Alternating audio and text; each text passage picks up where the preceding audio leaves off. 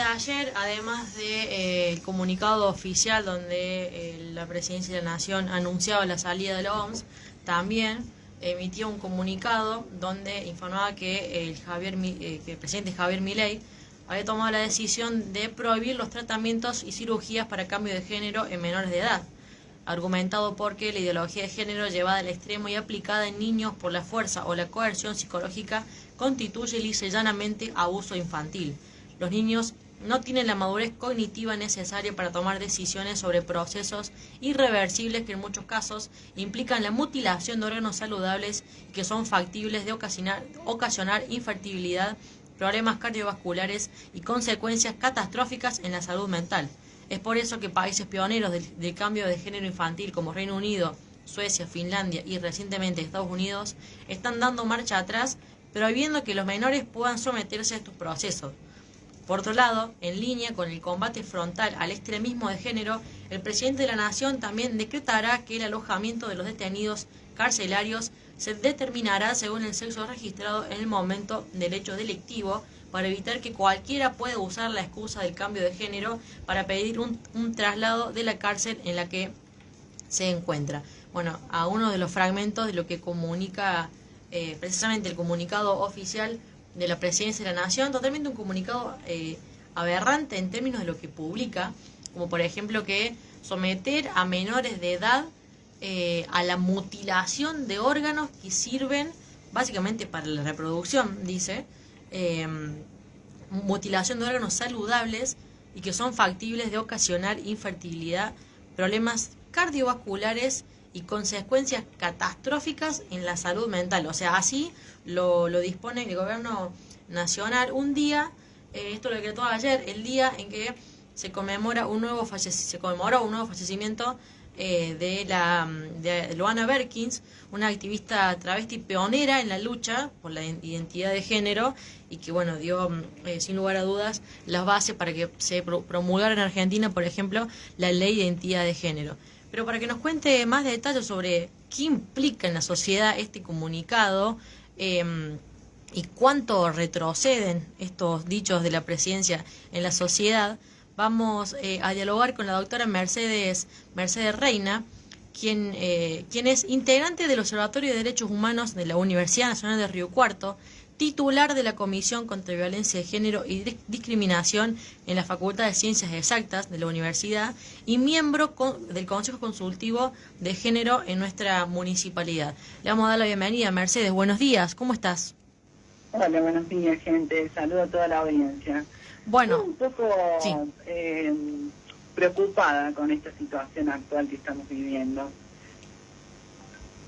Es totalmente aberrante y preocupante, como decís vos, lo que viene diciendo el presidente y todo el arco político oficialista en términos de género. Ahora quisieron derogar la ley de identidad de género, por ejemplo, pero ahora en vez de derogarla empiezan a modificar dicha ley, que por ejemplo en uno de sus el comunicado dice que no se puede, por ejemplo, hacer operaciones en menores de 18 años, que eso no está habilitado aún, pero sí estaba habilitada la hormonización. ¿Qué implica este comunicado?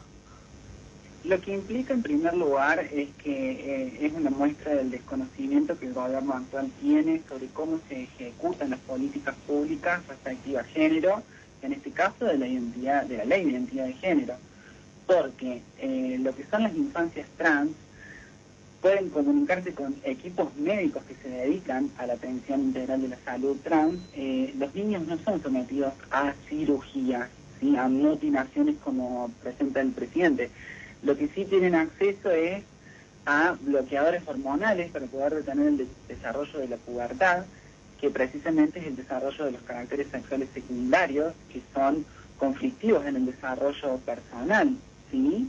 Pero tampoco tienen acceso a la hormonización, así directamente. Y recién a partir de los 16 años es que, con el consentimiento de sus tutores, pueden tener acceso a los bloqueadores también, a las hormonas y a las cirugías. Pero también habla de un desconocimiento básico de la ley, porque tenemos el artículo 26 del Código Civil, donde precisamente menciona que adolescentes entre 13 y 16 años tienen la aptitud para decidir por sí mismos aquellos tratamientos que no resultan invasivos ni comprometen su estado de salud o provocan un riesgo grave en su vida o integridad física. Entonces, también habla del desconocimiento que tienen a nivel científico. A mí no es algo que me sorprenda que hablen desde la burrada y desde la ignorancia, pero no tener asesoramiento de qué implica precisamente tomar bloqueadores, ¿sí? Es una de las medidas para poder frenar el desarrollo de la pubertad y que no implica un riesgo importante para la vida, ¿sí? Grave, y menos para la integridad física.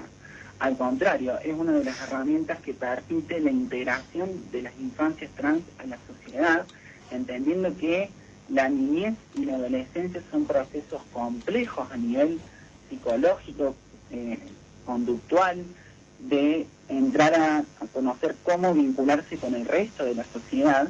Entonces, con una infancia trans que está precisamente transicionando su género, el desarrollo de los caracteres secundarios sexuales se vuelve un problema, ¿sí? Porque, por ejemplo, un varón trans empieza a desarrollar sus mamas y tiene la posibilidad de acceder a un bloqueador hormonal que evita eso. Una vez que se deja de tomar el bloqueador hormonal, prosigue la pubertad como nada. Entonces ahí recién se puede intervenir con la terapia de reemplazo hormonal. Pero no es que la gente anda activamente hormonando niños y mutilando genitales y órganos como lo plantean. A mí lo que más me preocupa de todo este dicho es la fijación que tiene el Ejecutivo y todo su equipo de gobierno con respecto a las infancias. Me preocupa muchísimo, porque fíjense que precisamente vos mencionabas que querían derogar la ley de identidad de género. Después de la marcha del sábado pasado se dieron cuenta que toda la comunidad vamos a dar la lucha de frente y no le vamos a tener miedo, no le tenemos miedo directamente, así lo digo. Entonces hacen foco sobre las infancias. Y recordemos que en campaña electoral precisamente comparaba el señor presidente al Estado como un pedófilo que entraba a un jardín de infantes con niños envaselinados y encadenados. Entonces, a mí me hace muchísimo ruido. ¿Por qué tanto ímpetu en meterse a involucrarse con las infancias? Que aparte se meten quitándoles derechos, que eso también implica no reconocer la individualidad de la persona, que va también en contra con los principios del liberalismo que en algún momento he dicho, el respeto irrestricto del proyecto de vida del prójimo, ¿no? Y la defensa del derecho, por ejemplo, a la propiedad, que según sus conceptos el cuerpo de uno es propiedad privada. La defensa del derecho a la vida y a la libertad. O sea, tampoco está respetando sus propias palabras. Y utiliza las facultades delegadas por el Congreso hasta junio de este año, precisamente para meterse con minorías sociales, que por minoría no es que seamos pocos, sino que tenemos poco poder de representabilidad en el Estado. Por eso somos una comunidad que precisamente habitamos la calle y la vamos a seguir habitando en defensa de todo esto. Acá hay un problema de base, que es no comprender lo que es una infancia, no comprender lo que es una infancia trans, y no comprender lo que significa el acompañamiento, no solamente de esa infancia, sino de esos padres, de esos núcleos familiares. Y que nosotros, las diversidades, sí lo hacemos, sí acompañamos, con amor, con cariño, con contención. Entonces, bueno, lo de ayer fue un golpe bajo que dio el gobierno, triste para mí, porque meterse con las infancias es de una bajeza terrible, y con argumentos que yo quisiera conocer, que en ese decreto que tanto promulgan, que ya va a salir, cuáles son las bases científicas, que me cite artículos científicos donde precisamente yo como científica pueda decir que está avalado su posicionamiento. Lo único que hay es un comunicado oficial con un conjunto de palabras que salió Adorni a decir en prensa, y bueno, ¿cuál es la fuente verídica de todo esto? No está, no existe. Sí, además en un contexto, en un momento donde está comprobado por diferentes profesionales en términos de psicología, por ejemplo, o ginecología, donde respetar el proyecto de vida de las infancias y las adolescencias que están atravesando por un proceso de cambio, podemos decir, de cambio de género o de lo que es más cercano a su identidad y lo que quieren ser en el hoy y en el día de mañana, es clave para transitar toda su vida y no cargar con un peso que llegara, digamos, a la adultez de forma diferente. Digamos, lo digo porque tengo conocimiento de casos de haber tratado con infancias que nos dicen, bueno, no, yo quiero esto y voy a hacerlo, ¿no? Digamos, sin tener en cuenta lo que diga el presidente, la familia. Cuando se respeta el proyecto de vida de las infancias y las adolescencias, básicamente le estamos ayudando a transitar una vida saludable. Y esto lo que apunta es básicamente a que las infancias no tengan un trayecto de vida feliz. Exactamente, no tengan tampoco un desarrollo de un proyecto de vida en el cual se puedan insertar en una sociedad y que los respete, que puedan convertirse en sujetos de derecho. No respetan la infancia como tampoco respetan los acuerdos internacionales que tenemos respecto a este cuidado integral de las infancias que tanto mencionan en el comunicado oficial. Y esto de la retirada de la Organización Mundial de la Salud no es nada inocente. A ver, tengamos en cuenta que no hace muchos años la Organización Mundial de la Salud precisamente quitó del Código de Enfermedades Psiquiátricas a la transexualidad. Entonces, hagamos esa lectura también. Y esa lectura la podemos acompañar con que irse de la Organización Mundial de la Salud implica también no recibir sanciones por parte de la Organización Mundial de la Salud como de los países miembros respecto a no cumplir los tratados preexistentes, los pactos ya acordados, las discusiones ya llevadas a cabo con anterioridad. No es inocente. Tengamos en cuenta también que se desfinanció la Ley Integral de VIH, hepatitis virales y tuberculosis, que si uno lo lee y piensa, esto está dedicado o abocado a adultos. No, también están incluidas ahí las infancias. Entonces, ¿qué infancia quiere proteger cuando no le está brindando salud, cuando no le está brindando educación, cuando no le está brindando alimentos? Recordemos el hecho que ocurrió con la señora Petovelo, donde tenían retenido alimentos, teniendo situaciones de niños ya en condiciones de inanición, ¿sí? Entonces, meterse con las infancias me parece de una bajeza terrible, vuelvo a repetir, y no pensar en esto, que precisamente la transición, comenzarla durante la infancia, cuando lo siente, cuando lo percibe, y además tiene esa convicción y esa seguridad, implica que no pueda desarrollarse adecuadamente, porque yo hoy, que soy adulta, yo también transité una infancia trans, pero una infancia trans donde no había una ley de identidad de género, en donde yo no podía ser sujeta de derecho. En cambio hoy sí. Y al modificar la ley de identidad de género en este aspecto, le quita la posibilidad a la infancia trans de ser sujeto de derecho. Entonces, la mirada sobre este comunicado y sobre el decreto que va a salir al respecto, tiene que ser muy aguda, tiene que ser muy fina, porque no es así librado al azar. Y justamente vos mencionabas al inicio el decreto 6125 que salió sobre la modificación en los penales, que se va a impedir la posibilidad de solicitar el cambio registral de género, ¿sí? Por una cuestión de evitar abusos sexuales por personas que deseen hacer su cambio de identidad. Yo quisiera conocer las estadísticas de nuestro país, de cuántas personas han solicitado el cambio registral, en primer lugar. En segundo lugar, cuántas personas de las que lograron cambiar su identidad de género perpetuaron una agresión sexual, ¿sí? Dentro de un penal. Y por otro lado, conocer cuál es el número de cantidad de personas que, habiendo cambiado su identidad de género o no habiendo cambiado su identidad de género, sufrieron violencia de género y sufrieron abusos sexuales adentro de los penales. Porque acá no hay que desconocer, por ejemplo, la cantidad de fallos que hubo en nuestro país, en donde se dio lugar a que en diferentes penales se abriera un pabellón para personas trans, por ejemplo. Entonces, si tiene esta visión tan binaria de hombre, mujer, pene, vagina, bueno, entonces también contemplemos que existen mujeres con pene, hombres con vagina. Listo, hagamos un penal. Este decreto que largó y que atenta contra la ley de identidad de género, en realidad es un problema que se tiene que resolver desde lo penal y no desde la ley de identidad de género. No sé si me explico, pero vayamos haciendo la lectura concatenada de cada uno de los comunicados y de este DNU. Van con un discurso arengando la masa que los ha votado, que al día de hoy le sostiene el voto, por una cuestión de que, bueno, para el bolsillo me sirve. Entonces les da de comer con discursos de odio, ¿sí? Que esas personas que se comen ese discurso no son nuestros enemigos.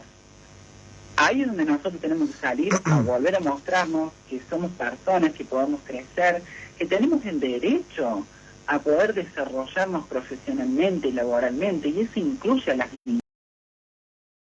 infantes, de niños envaselinados y encadenados, porque hoy este señor es el Estado, este león que vino a comerse a todo el mundo es el Estado. Entonces se convirtió él hoy en día en ese pedófilo del que tanto habla. Por eso a mí me preocupa tanto que hable de tanto las infancias y se preocupe tanto, pero a la vez no las cuida. Tengamos presente también que quieren disminuir la edad de imputabilidad.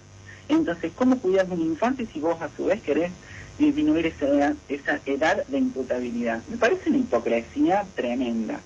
Pero bueno, las diversidades estamos atentas a esto y vamos a dar batalla a pleno porque lamentablemente las infancias dependen de sus familias para poder defenderse y también depende de nosotros, los adultos trans, para que estemos defendiendo sus derechos. Así como lo Ana Berkins, que nos dejó, nos permitió tener una ley que nos dio identidad, que nos dio la posibilidad de ser sujetos de derecho. Bueno, hoy es nuestra responsabilidad de pelear para que esa ley continúe y continúe tal como fue escrita, porque en su momento se le escribió con una amplitud tan perfecta que incluso no se detalla que la identidad de género sea mujer u hombre, porque se comprendió que la construcción del género es totalmente social y además evolutiva. Por lo tanto, años después apareció la figura en el documento, del género no binario. ¿Sí? Entonces tenemos que defender esta ley porque es excelente. Y retomemos también que este proyecto de ley fue modelo a nivel mundial, porque no patologiza la transexualidad, como sí ocurre, por ejemplo, en Europa, del cual tanto se habla y se toma como ejemplo de que Europa va a derogar todos esos, no sé si acuerdos o bueno, cómo se manejan ellos. Bueno, tomaron nuestra ley de identidad de género como base para modificar los que tenían preexistentes, porque nos trataban de enfermas, de enfermos, y no lo somos personas que queremos vivir, desarrollarnos, estudiar, formar nuestras familias, tener nuestras parejas, tener nuestro trabajo, ¿sí? Entonces, hoy es momento de volver a encontrarnos, a unirnos, que nuestros vecinos vuelvan a entendernos como partícipes activos de esta sociedad y que tenemos cosas para sumar a esta sociedad que son muy buenas, principalmente el amor. Fíjense que nuestras luchas siempre son desde el amor, jamás son desde la violencia. Así que bueno, no sé, bastante complejo sí. el análisis. Sí, doctora, buen día. Yo le quiero consultar en ese sentido justamente. ¿Cree usted que este tipo de discursos, estas barbaridades, estas mentiras que desde el Ejecutivo se están diciendo constantemente son los límites quizás que la sociedad tiene que ponerle a este gobierno y no permitir que se avance más en ese sentido? ¿Cree usted que la sociedad va a poner ese límite a este tipo de barbaridades que se dicen? Muy buena tu pregunta y te respondo con una frase de Loana Berkins. Las que avanzamos fuimos las trabas, no la sociedad. Entonces, fíjense que desde que asumió este gobierno se han tomado un montón de medidas que han afectado a la sociedad. Recuerden en primer lugar a los jubilados, y la sociedad no salió a defender, no salió a levantarse y decir, no, esto es un montón. Entonces, espero, ojalá que esa sociedad se suma a nuestra lucha, pero yo no espero que toda la sociedad en su conjunto se levante. Por eso es nuestra responsabilidad volver a llamar a la sociedad y hacerles comprender que somos personas y que tenemos derecho a vivir. Y que ese discurso que están recibiendo, primero está cargado de odio, segundo está lleno de ignorancia, y tercero que se sacan la boca hablando de la ideología de género. Y me encantaría que me consigan una bibliografía donde se defina qué es la ideología de género. Me encantaría poder leer ese libro, porque no existe. Así como el señor presidente lo propone, no existe la ideología de género como tal. Por eso el artículo 1 de la Ley de Identidad de Género fue pionero a nivel legal, judicial, legislativo, porque empezó a involucrar la palabra sentimientos dentro de lo que es la legislación, que hasta antes no se tenía en cuenta. Entonces yo creo que son esas pequeñas cosas que hay que volver a mostrarle a la sociedad, volver a enseñarles. Quizás nos hemos olvidado de cuáles fueron los procesos, cuáles fueron las luchas cargadas de sangre que tuvimos desde los 80 hasta el día de hoy para poder tener estos derechos y conservarlos. Y que con estos derechos no estamos haciéndole daño a nadie, absolutamente a nadie. Lo único que nosotros pedimos es que se respete nuestra identidad de género y que además, por la historia de nuestro país, que se nos respete que esa identidad de género tiene que ver con nuestras modificaciones corpóreas, con nuestros tratamientos hormonales, etcétera. Y vienen que tienen un discurso de que si vos querés percibirte, no sé, elefante, sea un elefante, pero ¿por qué lo haces con mi plata? Bueno, tiene que ver precisamente con el hecho de que nuestra comunidad nunca, jamás ha sido reconocida y protegida por la sociedad. Entonces un reclamo hacia la sociedad y hacia el Estado de que el día de hoy nos respeten, nos acompañen en nuestra atención integral de salud. ¿Sí? Sí. No es simplemente un capricho que quiero que me lo paguen todo. No, no, no. Son políticas públicas de reivindicar derechos y de dar lugar a las personas trans que durante muchos años legalmente no existíamos y que por otro lado estábamos totalmente afuera de la sociedad y marginados básicamente en la prostitución. Bueno, gracias a las pioneras de la Ley de Identidad de Género, hoy existimos mujeres trans, hombres trans, personas no binarias, que pudimos estudiar, que tenemos acceso a la educación, que tenemos acceso a la salud, ¿sí? Entonces, volver a mostrar esto a la sociedad. Esa ley abrió un camino para el crecimiento de un montón de personas que no lo podrían haber hecho de otro modo. Entonces, derogar esta ley es un error garrafal.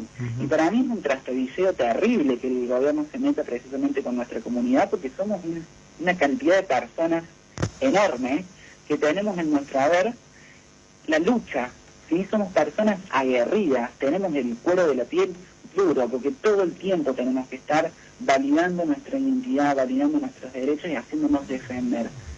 Para mí fue un error terrible el que cometió. Meterse con la comunidad básicamente fue haber cometido un error de trastabilleo que va a llevar a un conflicto bastante grande. Y espero que la sociedad se sume entendiendo desde dónde se lucha, desde el amor. Para ir finalizando, doctor, y ya agradeciéndole mucho los minutos brindados, ¿creen que esto es un límite para el gobierno, por ejemplo, la marcha que se dio el 1 de febrero a nivel nacional, o creen que puede seguir avanzando y hacia dónde creen que podría seguir avanzando? No, en realidad la marcha fue meter el dedo en la herida que tiene abierta, de que le duele, de que existamos, porque para el gobierno somos peligrosas y peligrosos porque somos libres. Precisamente tenemos un proyecto de vida basado en la libertad. Entonces, nosotros les damos miedo al gobierno. Por eso su respuesta también es precisamente con ese comunicado oficial.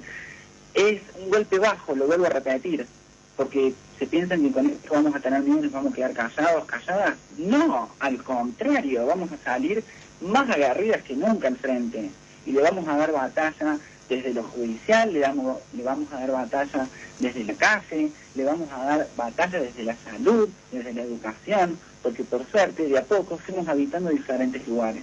Entonces cada una de las personas que pertenecemos a la comunidad tenemos el deber hoy en día de hacer valer nuestros derechos y defendernos.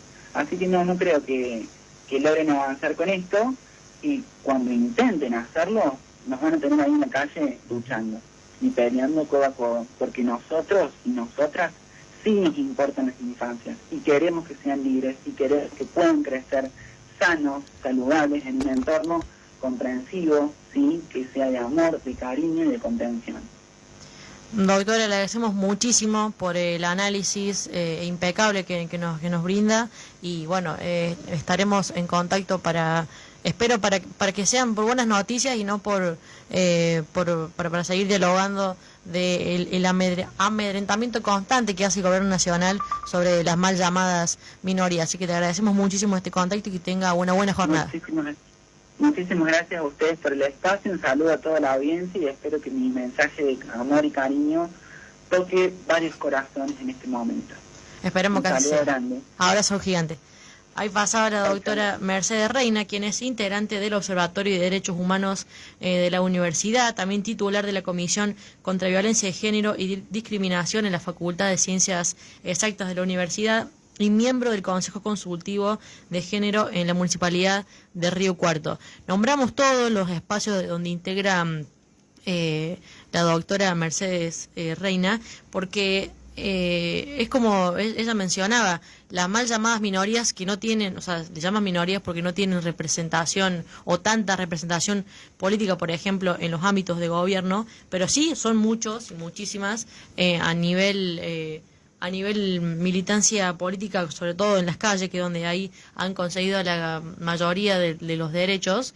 Bueno, o sea que hoy gozan también una multitud de personas. Decimos la cantidad de espacio que ocupa porque no es algo normal, lamentablemente, que eso ocurra, y con estos discursos de odios y amedrentamiento que hace el gobierno nacional hacia la comunidad en general, lo que genera es que estos espacios se cierren cada vez más. Entonces lo que tenemos que lograr es que haya una apertura constante hacia toda la comunidad, porque, por ejemplo, como sucede con el cupo laboral trans, que no debería ser cupo, porque ¿por qué no permitirle a una persona con cambio de género trabajar en un lugar como podemos hacer todos y todas? Bueno, son cuestiones en las cuales la sociedad todavía se debe el debate y debemos seguir dialogando con nuestros pares, y sobre todo en ámbitos políticos, por ejemplo, como el Congreso, para poder seguir avanzando en políticas públicas que ayuden y que hagan establecer y permanecer los derechos conseguidos